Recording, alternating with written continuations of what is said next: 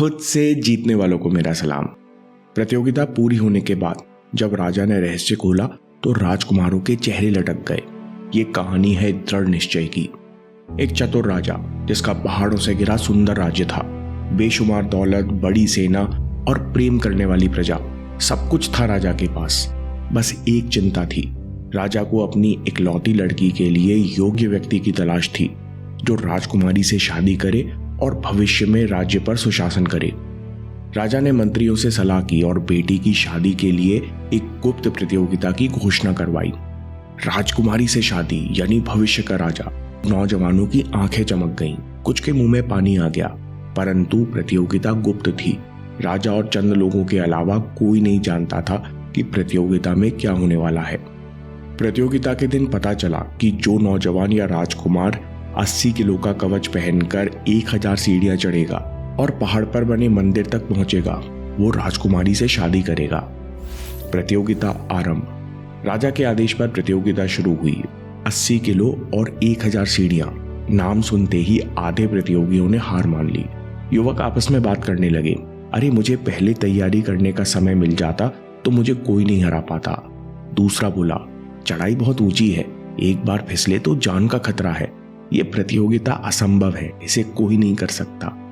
जो युवक बचे थे उन्होंने 80 किलो का कवच पहना और भार से घबरा गए। कुछ सोच में खड़े रहे कि करें या नहीं। केवल 30 नौजवान और कुछ राजकुमार थे जो कवच पहनकर सीढ़ी चढ़ने लगे। तेज गर्मी थी, ऊपर से भारी कवच और ऊंची सीढ़ियां। 10 कदम भी चढ़ना कठिन हो रहा था। इतने में एक नौजवान तेज गति से सीढ़ियां चढ़ने लगा। उसे देखकर लगता था कि ये कुछ करेगा। फिर 200 सीढ़ियों के बाद पहला पड़ाव आया। पहला पड़ाव 200 सीढ़ियां। यहां रुकने, आराम करने के लिए एक छोटा सा हवादार कमरा था। युवक ने भारी कवच उतारा और ऊपर जाती सीढ़ियों को देखने लगा। चढ़ाई ऊंची दिख रही थी, मंदिर तो कहीं दूर अनिश्चितता के बादलों में छिपा था। फिर राजकुमार ने विचार किया कि 200 सीढ़ियों में शरीर टूट रहा है, आगे क्या होगा। मुझसे कई ताकतवर युवक और बड़े घर के राजकुमार भी चढ़ रहे हैं, मैं इनसे कैसे जीत पाऊंगा। युवक खुद पर संदेह करने लगा। सेल्फ डाउट और कंफर्ट जोन। बगल में लिफ्ट या रोपवे थी जो लोगों को नीचे ले जा रही थी। युवक ने सोचा कि लिफ्ट में ठंडी हवा है, बैठने पर कितना आराम मिलेगा।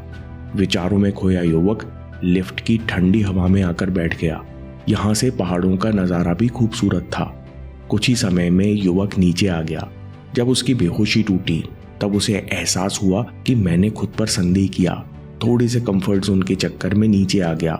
मैंने बेकार में खुद पर संदेह करके हार मान ली, वरना मैं तो सबसे आगे था। युवक ने दोबारा ऊपर जाती हुई सीढ़ियों को देखा, पर अपनी गलती पर इतनी ग्लानि हुई कि दोबारा चढ़ने की हिम्मत भी जाती रही। कुछ घंटों में इसी कंफर्ट जोन की लिफ्ट से कुछ और युवा भी लौट आए। केवल 6 नौजवान थे जो पहले पड़ाव से आगे बढ़ने लगे। उन्होंने ना तो बची हुई सीढ़ियों की चिंता की, ना ही कंपटीशन के बारे में सोचा, बस एक एक कदम आगे बढ़ते रहे। दूसरा पड़ाव 500 सीढ़ियों पर था, यानी 300 सीढ़ियों के बाद था, जो अब नजदीक ही लग रहा था। सीढ़ियां चढ़ते चढ़ते एक नौजवान सोचने लगा, कुछ ही देर में प्रतियोगिता जीत जाऊंगा। सुंदर राजकुमारी से मेरी शादी होगी, मैं राजकुमार बनूंगा। एक दिन ये मंदिर, ये राज्य, सब कुछ मेरा होगा। जैसे ही नौजवान लालच की कल्पनाओं में बेसुध हुआ, वैसे ही उसका प्रेजेंट मूवमेंट से ध्यान हटा। नौजवान का पैर फिसला और सीढ़ियों से लुढ़कते हुए नीचे आ पहुंचा। उसे गंभीर चोट लगी। दूसरे पड़ाव पर पहुंचने के बाद 3 लड़के बातें करने लगे। ये कितना ताकतवर था, फिर भी गिर गया, पता नहीं कितनी हड्डी टूटी होंगी। वे मन ही मन डरने लगे। ये प्रतियोगिता बहुत खतरनाक है, जीतेंगे तो तब जब जान बचेगी।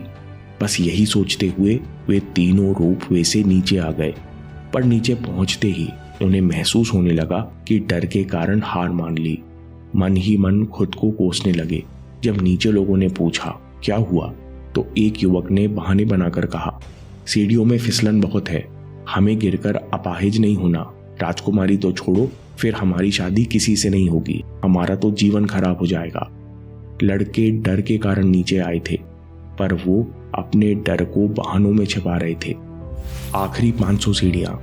अब केवल 2 युवा थे, थोड़ी देर में दोनों दूसरे पड़ाव पर पहुंचे। दोनों ने महसूस किया कि यहाँ की हवा स्वच्छ है। जो आनंद इस ऊंचाई पर है वो नीचे नहीं था। दोनों ने मन ही मन महसूस किया कि जब तक हम जीवन में ऊंचाई तक नहीं पहुंचते तब तक इस आनंद को नहीं जान पाते। जो मजा वर्तमान में कुछ करके दिखाने में है वो काल्पनिक डर के कारण रुके रहने में नहीं है। अब दोनों आगे चढ़ने लगे। ताकतवर नौजवान आगे निकल गया। अचानक उसके घुटनों में तेज दर्द हुआ। दर्द इतना तीव्र था कि नौजवान घुटना पकड़कर वहीं बैठ गया। उसके मन में चलने लगा कि मेरी किस्मत खराब है जो अब मुझे घुटने में दर्द हो रहा है। उसके सबकॉन्शियस में छिपे हुए संशय और डाउट्स भी प्रकट होने लगे। मैं तो गांव से आया हूँ, राजसी तौर तरीके भी नहीं जानता। मैं कहाँ राजकुमारी के लायक हूँ? कहीं उसने मुझसे शादी करने से इनकार कर दिया तो? मैं तो बस अपनी किस्मत आजमाने आया था। ये ताकतवर युवक अपने ही डाउट से हार गया और वहीं बैठा रह गया। जो पीछे युवक आ रहा था दिखने में वो साधारण सा था, पर ना तो उसने बार बार मंदिर की अनिश्चित ऊंचाइयों को देखा, ना मन में डर को टिकने दिया, ना ही खुद पर शक किया, ना राज्य का लालच किया, ना राजकुमारी के सपने देखे। भारी वजन के कारण उसकी कमर में भी दर्द हो रहा था, लेकिन उसने खुद से वादा किया कि जब तक जान है तब तक हार मानूंगा नहीं। कुछ भी हो मैं बस एक एक कदम चढ़ता रहूंगा। सब अचंभित थे कि ये साधारण सा युवक कैसे चढ़ रहा है। अभी 400 सीढ़ियां बाकी थी। अचानक युवक ने महसूस किया कि कवच थोड़ा हल्का महसूस हो रहा है। उसे आश्चर्य हुआ कि हर कदम पर कवच का वजन हल्का कैसे होता जा रहा है। उसे लग रहा था कि जैसे कोई ऊपर से कवच खींच रहा है। अंत में साधारण सा युवक 1000 सीढ़ियां चढ़ गया और प्रतियोगिता जीत गया। राजा ने युवक का तिलक करके विजेता घोषित किया और विजेता से जुड़ा ऐसा रहस्य बताया जिसे सुनकर सब हैरान रह गए। राजा ने 1000वीं सीढ़ी पर बड़ी सी चुंबक रखवाई। सब सोचने लगे कि राजा ने आखिरी सीढ़ी पर चुंबक क्यों रखवाई। राजा ने कहा कि शुरू की 600 सीढ़ियों में साहस और शक्ति की परीक्षा थी और आखिरी 400 सीढ़ियों में दृढ़ निश्चय की परीक्षा थी।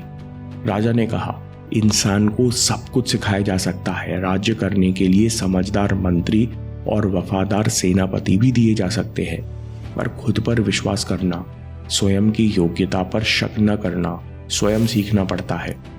मुझे ऐसे इंसान की तलाश थी जो दृढ़ निश्चय करना जानता हो, जो समस्या को देखकर कमजोर नहीं पड़ता, जो शिकायत नहीं करता हो, क्योंकि जो खुद पर शक नहीं करता वो कभी नहीं हारता। दोस्तों, हमारे जीवन में भी यही होता है। परेशानी और कठिन समय कवच का भार है और चुंबक आपकी समझदारी और अनुभव है। जब हम दृढ़ निश्चय करके मन की गहराइयों में बैठे डर और कमजोरी को भी त्याग देते हैं, जब हम खुद पर डाउट करना बंद कर देते हैं, तब हम हल्के हो जाते हैं और अपने आप सफलता की चुंबक की ओर खींचने लगते हैं।